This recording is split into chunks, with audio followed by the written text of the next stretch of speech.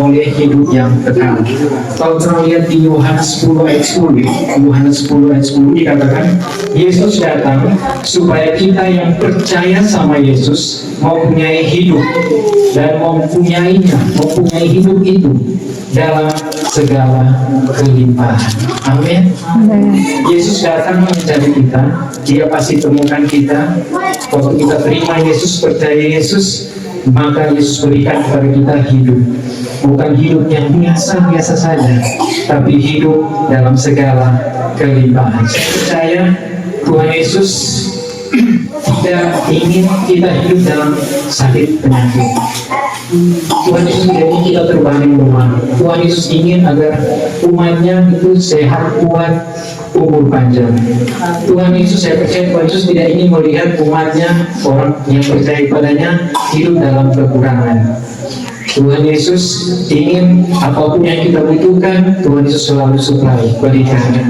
Dan bukan cuma hanya itu, saya percaya Tuhan Yesus akan ubah hidup kita yang berkecukupan menjadi hidup yang penuh dalam kelimpahan. Yang percaya boleh katakan amin. Betapa kita, kalau orang lihat tadi Yohanes 3:16, orang menyadari betapa kita orang percaya itu begitu spesial di mata Tuhan. Kita adalah kebanggaan Tuhan, kita adalah kesayangannya, kita adalah berharga di hadapan Tuhan. Amin. Kalau kita perhatikan ya Bapak, malaikat di surga, malaikat yang begitu luar biasa, saat malaikat berbuat salah, malaikat berdosa, Tuhan hukum, diusir dari surga. Kita manusia berbuat salah, berdosa, Tuhan tidak hukum, Tuhan yang mati buat kita. Betapa kita sangat luar biasa, betapa kita sangat berharga di mata Tuhan. Kalimat Tuhan mati bagi kita itu sebenarnya nggak masuk akal. Itu tidak logik. Itu hal yang mustahil karena Tuhan itu bersifat kekal. Tuhan itu tidak bisa mati. Tetapi saya percaya Tuhan, Dia merendahkan dirinya serendah-rendahnya. Dia meninggalkan kekekalannya.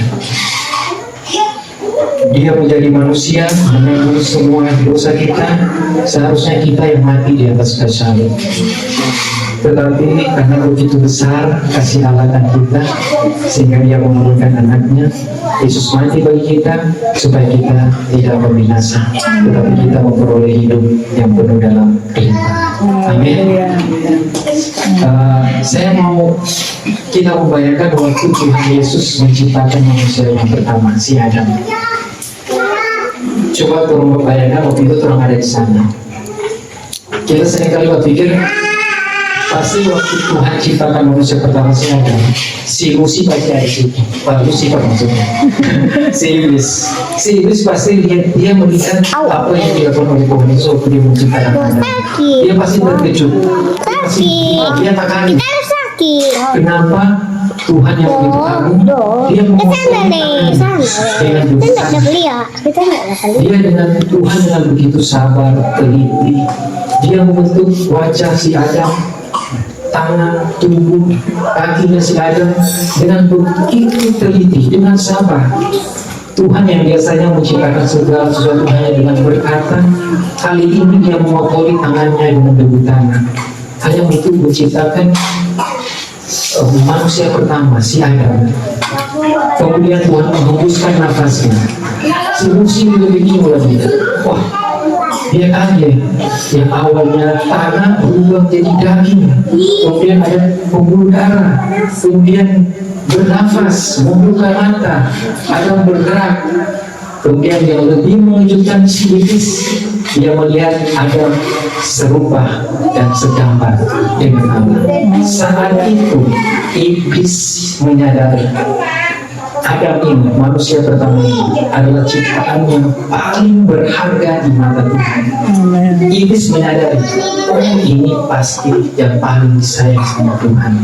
Oleh karena sejak itu iblis berusaha untuk menyakiti, menghancurkan manusia pertama, si Adam.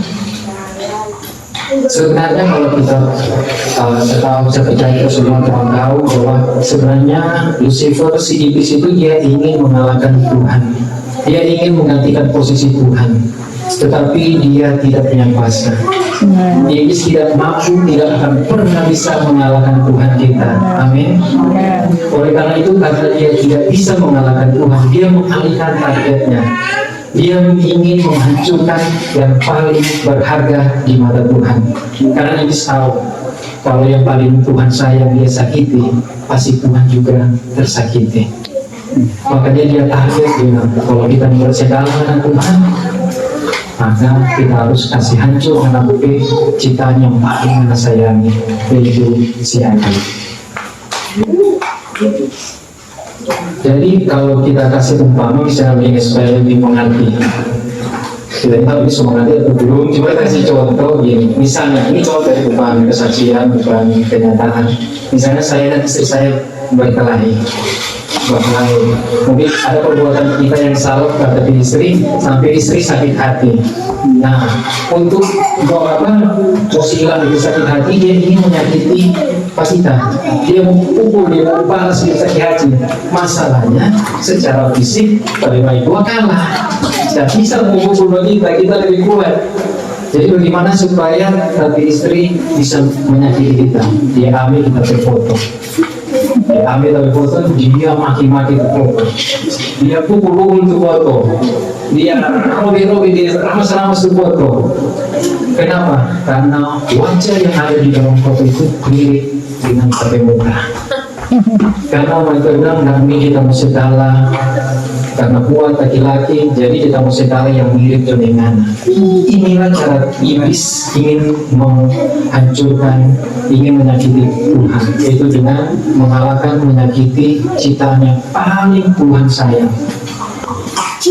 Makanya kalau kita baca Mazmur 91, ini ayat favoritnya Ibu Gembala yang sering kita dengar Ibu Gembala doa berkat dalam lindungan Allah. Mazmur 91 ayat 3 dan 4 dikatakan bahwa sesungguh dialah yang akan melepaskan engkau dari jerat penangkap burung.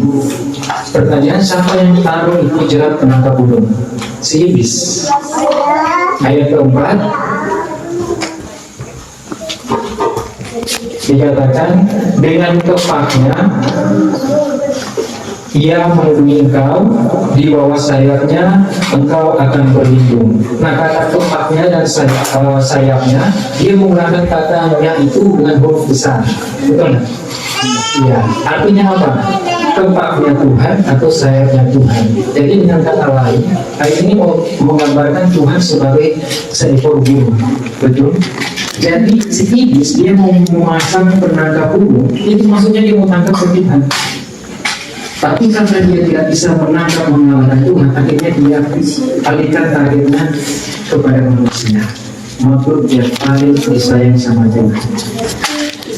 Di ayat ini Tuhan digambarkan seekor burung, Jadi iblis memasang tangkap burung untuk menangkap Tuhan. Tapi kita tidak usah takut, khawatir, karena kita percaya kita semua selalu ada dalam bimbingan Tuhan. Walaupun 1000 orang di sisi kiri dan 10.000 di sebelah kanan, tapi itu tidak akan menimpa kamu. Malah petaka tidak akan menimpa kamu dan pula tidak akan mendekat kepada Tuhan. Amin.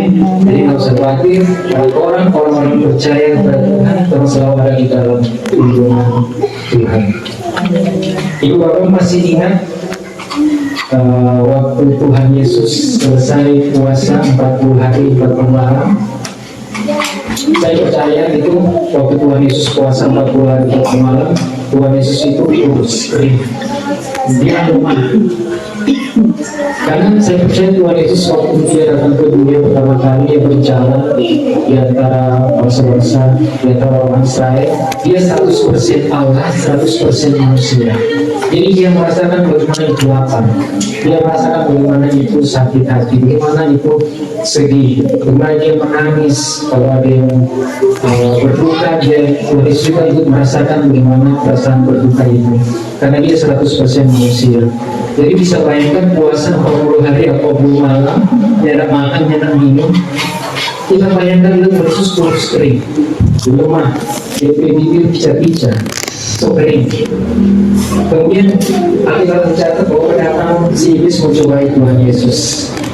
Nah, si iblis berkata kepada Tuhan Yesus, perhatikan baik, ini perkataan iblis kepada Yesus untuk mencobai Tuhan Yesus. Iblis berkata, jika engkau anak Allah, jatuhkanlah dirimu ke bawah. Yang pertama, iblis berkata kepada Yesus, jika engkau anak Allah, perintahkanlah supaya batu-batu ini menjadi roti. Tetapi Yesus tidak tergoda. Yesus berhasil mengalahkan cobaan si iblis. Dan si iblis tidak menyerah ternyata. Dia berkata ulang. Dia berkata dengan kalimat yang mirip. Perkataan iblis yang kedua kepada Yesus, dia berkata ulang, jika engkau anak Allah, jatuhkanlah dirimu ke bawah. Tapi Yesus ini sangat luar biasa. Bayangkan waktu itu Yesus lemah, dia lapar, tapi waktu Yesus mencobai dia, Yesus berdiri tegak. Seperti dia memiliki kekuatan ekstra. Seperti Tuhan sangat berkuasa. Dia berdiri dan berkata kepada iblis, ada pula tertulis, janganlah engkau mencobai Tuhan Allah. Iblis dikalahkan. Padahal waktu itu Tuhan Yesus lemah. Tuhan Yesus berhasil oleh iblis, tapi iblis tidak bisa kalahkan Tuhan Yesus. Kalau kita perhatikan, ada sebanyak 2 kali iblis berkata kepada Yesus, jika engkau anak Allah, jika engkau anak Allah. Di mana iblis mengutip kalimat ini? Yaitu pada waktu Tuhan Yesus dibaptis oleh Yohanes Pembaptis. Mungkin tolong bisa baca Matius 3 ayat 17. Matius 3 ayat 17. Ya. Matius 3 ayat 17. Lalu terdengarlah suara dari surga yang mengatakan, inilah anakku yang kukasihi, kepadanya lah aku berkenan. Jadi apa kata yang iblis kasih hilang? Biasa tadi 2 kali iblis cuma bilang, jika engkau anak Allah, jika engkau anak Allah. Itu tidak benar. Seharusnya iblis mesti bilang lengkap, jika engkau anak Allah yang paling dikasihi Tuhan. Seharusnya bilang, jika engkau anak Allah yang paling disayang sama Tuhan. Tapi iblis tidak kasih terus, iblis kasih hilang itu kata yang kukasihi, yang paling disayang sama Tuhan. Kenapa? Karena iblis tahu kata yang kukasihi, yang paling disayang sama Tuhan, itu sangat berkuasa, itu powerful. Karena kalau semua manusia percaya kalau dia adalah orang yang paling disayang sama Tuhan, maka dia akan berpaling kepada Tuhan. Dia akan bertobat. Kalau dulu dia berpikiran, pola pikir bahwa Tuhan itu marah pada dia. Dia selalu berpikir Tuhan murka sama dia. Dia selalu berpikir bahwa saya tidak layak di hadapan Tuhan. Tapi sekarang malam ini saya percaya orang semua belajar, orang akan selalu imani bahwa orang ini adalah orang yang paling disayang sama Tuhan.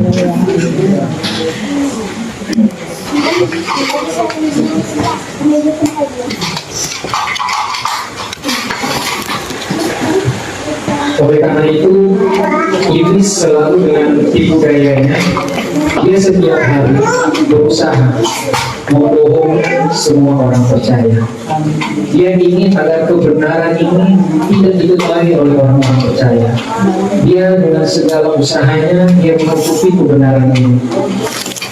Karena iblis percaya, iblis menyadari bahwa kalau semua kita setiap hari mengakui dengan mulut kita imani bahwa kita adalah orang yang paling disayang sama Tuhan, pasti semua orang akan berdekat kepada Tuhan, tidak merasa merasa menjauh kepada Tuhan.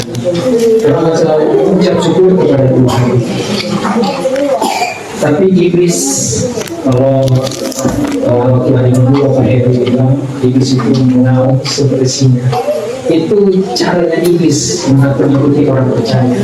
Dia ingin mengalahkan, karena iblis itu datang mencuri pertama. Jadi dia harus mencuri dulu firman Tuhan yang turun dia.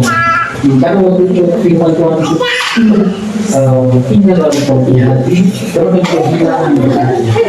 Mereka itu iblis berusaha, dia selalu mendiskriminasi orang percaya. Dia bilang, karena serupa apa itu dosa yang ada di minggu lalu, itu dosa yang sangat besar. Bukan marah, kan ini nantanya, Tuhan itu bukan marah. Tapi hari ini, sekarang kau sudah bahwa itu hanya kebohongan, itu daya iblis. Sekarang kau percaya bahwa orang ini adalah orang yang paling disayang sama Tuhan. Orang percaya di atas kayu salib, semua dosa kita, semua kutuk kita, semua sakit penyakit kita sudah ditanggung di tubuh Yesus di atas kayu salib satu kali untuk selama-lamanya. Supaya apa? Supaya kita menjadi ciptaan baru, Allah yang paling disayang sama Tuhan. Amin. Haleluya. Tadi waktu saya dengar kesaksian dari Ibu Ika, jadi itu juga pernah saya alami juga. Jadi mungkin kalau diizinkan saya mau ikut ilmu kesaksian.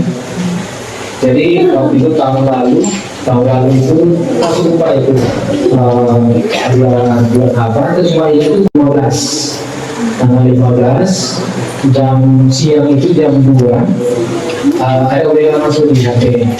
Nah itu dari Suci dia beli di dia order kantes dari bisnis. Dia pesan 2 paket hemat yang harganya 800-an. Nah biasanya Ci ini kalau dia bawa order, dia juga bilang, Yudi nanti nggak bawa kalau pas dia mana ke arah minum, nanti baru kalau mana ke arah minum baru mana bawa aja. Tapi hari itu Ci bilang, Yudi kalau boleh bawa nyari, karena ada yang beli satu paket. Jadi rencananya satu paket dia mau stok di roti. Jadi ya namanya berkat, siapa yang tolak. Jadi langsung kita bilang, oke siap Ci, kita bawa nih hari. Nah masalahnya di dompet Doi nanti 50.000 di rekening nanti 30.000. Biasa kan kalau rekening mesti bisa saldo minimal 20.000. Nah jadi dalam satu minta tolong handphone apply. Biasa kita minta tolong dia karena dia ada kartu kredit. Jadi telepon apply bilang dia bayar dari kartu kredit, jadi masih macet. Dan dia tanya, gimana apply? Solusinya gimana? Oke, tunggu ya, nanti kita hubungi dulu. Nah, kalau dia bilang begitu, sudah cuma berharap. Oke, saya harus berarti ini ada maksud. Jadi sudah ini sudah 3. Tadi ada yang baru masuk. Kalau masuk itu masuk suami, jadi editor. Namanya Rola, dia telepon, dia pesan SKF 3 botol. Waktu itu tahun lalu harganya 900-an, jadi kenapa pas? Dia bilang, boleh nggak transport 1 minggu dulu? Soalnya ini kita dapat ya boleh ke sana tes. Nanti kalau bisa bayar langsung ganti lagi. Puji Tuhan, awal itu pulangan sangat sulit, jadi kita pikir ini mungkin dia berakses terima. Tapi puji Tuhan waktu itu dia langsung oke, dia langsung transfer 1 juta berapa. Jadi dia bilang, wah puji Tuhan, ada apa masalah selesai beres. Jadi itu jam 9 kita langsung bersedia mandi, kemudian kita di terminal dari sebelah ATM, kita tarik. Kita sampai di ATM itu jam 4:03 atau 5 menit. Waktu kita tarik, keluar saluran tidak mencukupi. Karena kalau dia sudah keluar, yang ada keluar di bori. Aku 1 juta, pas kita cek di salur, tak sisa 800-an. sudah kurang 2.000. Kita lupa penting setiap bulan tanggal 15 itu tak foto asuransi pendidikannya arah 2.000. Dan biasa tanggal 15 jam 4 orang tak boleh ini. Jadi harus langsung stres karena ini sudah apa kalau itu jam 5. Sementara ini mesti bawa hari ini bilang. Jadi, tapi puji Tuhan, kalimat ini selalu kita ucapkan juga. Di setiap hari kita selalu bilang, saya adalah orang yang paling disayang sama Tuhan. Saya adalah orang yang sudah digunakan Allah dan iman di dalam Kristus Yesus. Jadi waktu saya khawatir, saya bingung, itu selalu saya ucapkan. Dan biasa kalau kita selalu bilang saya adalah orang yang paling disayang sama Tuhan, biasa langsung dirasa tenang sedikit. Jadi pas rasa sedikit itu kita sudah pulang tapi Ivan silahkan minta maaf sebelumnya. Cuma ini dibawa sudah kurang 2.000. Boleh tak anda orang berkurang 2.000? Nanti kita ganti. Cuma kita sudah bilang hari ini, kita bilang nanti kita ganti. Karena kita mau dari mana nih 200? Jadi sudah bilang nanti kita ganti. Tapi puji Tuhan, tapi pagi itu saya percaya itu pertolongan Tuhan. Tuhan memberikan hatinya, dia bilang begini. Karena sudah ada jadi mengenalkan. Oke Pak, kita transfer sekarang 300.000 jadi. Tadinya ada perlu apa-apa. Puji Tuhan kita minta 200, so kita 1 juta lagi. Ini dia tambah 500. Oh langsung cepat-cepat kita tarik, kita di kantor, kita beli semua pesanan, kita bawa malam pas pulang kita telepon dari Pak. Kita bilang gimana? Kita mau bawa doi. Cuma harus dulu di sisa nanti. Oh oke video kita ada di asing karena video itu semalam waktu itu kan di dekat-dekat Palua. Kemudian tapi kita bilang kita sudah kali ini boleh mengambil apa kek di jalan di goreng atau apa pakai video itu. Oh iya kita di Palua ini waktu itu ada mutiara. Memang di nasi gorengnya mah di harganya mah. Dua porsi itu 80.000. Kemudian kalau bilang sekarang dicilok 20.000. Ini pakai 100.000.